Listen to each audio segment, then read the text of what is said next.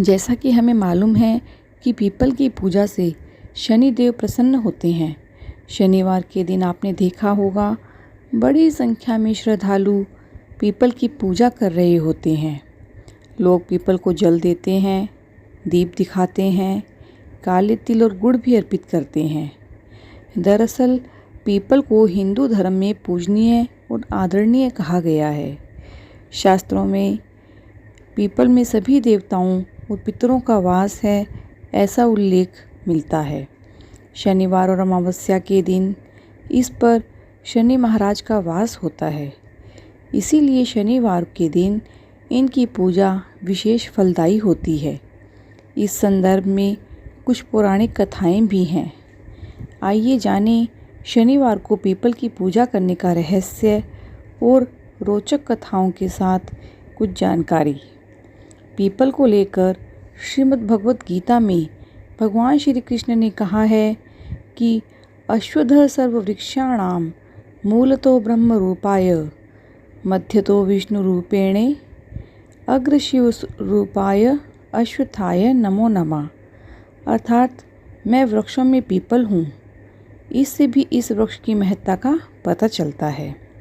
स्कंद पुराण के अनुसार पीपल के मूल में विष्णु, तने में केशव, शाखाओं में नारायण और पत्तों में भगवान श्री हरि और फलों में सभी देवताओं का वास है। इसीलिए पूजन में पीपल को पूजनीय पेड़ माना गया है।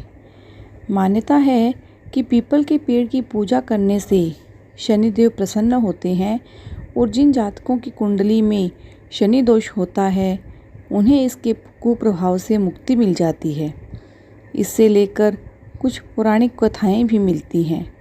पहली कथा के अनुसार एक समय स्वर्ग पर असुरों ने कब्जा कर लिया था।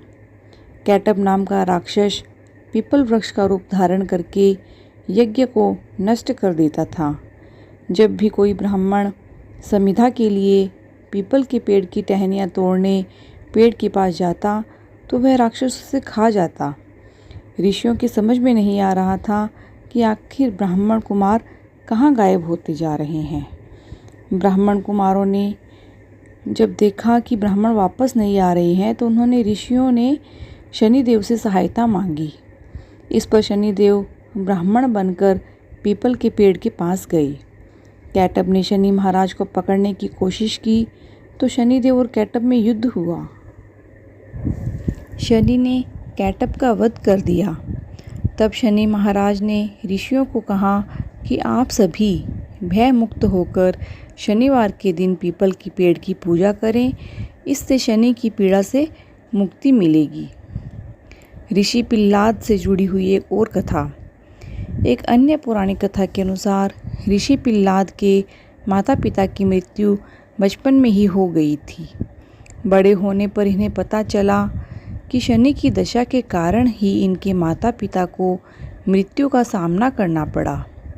इससे क्रोधित होकर पिल्लाद ने ब्रह्मा जी को प्रसन्न करने के लिए पीपल के वृक्ष के नीचे बैठकर घोर तप किया।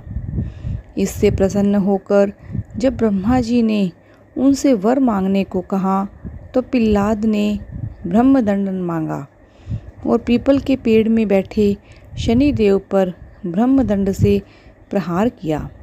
इससे शनि के पैर टूट गए। शनिदेव दुखी होकर भगवान शिव को पुकारने लगे। भगवान शिव ने आकर पिल्लाद को उनका क्रोध शांत करने को कहा और शनि की रक्षा की। तभी से शनि पिल्लाद से भय खाने लगा। पिल्लाद का जन्म पीपल के वृक्ष के नीचे हुआ था और पीपल के पत्तों को खाकर इन्होंने तप किया था। इसीलिए माना जाता है कि पीपल के पेड़ की पूजा करने से शनि का अशुभ प्रभाव दूर होता है। यूँ तो सभी वृक्ष दिन के समय में सूर्य की रोशनी में कार्बन डाइऑक्साइड ग्रहण करके अपने लिए भोजन बनाते हैं। वहीं रात को भी सभी वृक्ष ऑक्सीजन लेते हैं और कार्बन डाइऑक्साइड छोड़ते हैं।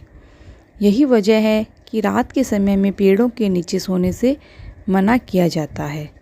वैज्ञानिकों के अनुसार पीपल का पेड़ 24 घंटों में सदा ही ऑक्सीजन छोड़ता है, इसलिए यह मानव उपकारी पेड़ है। यही वजह है कि पीपल को पूज्य मानकर सदियों से उसकी पूजा होती चली आ रही है। साथ ही शनिदेव को प्रसन्न करने के पीछे पौराणिक कारणों से भी पीपल की पूजा का विधान है। हरे कृष्ण।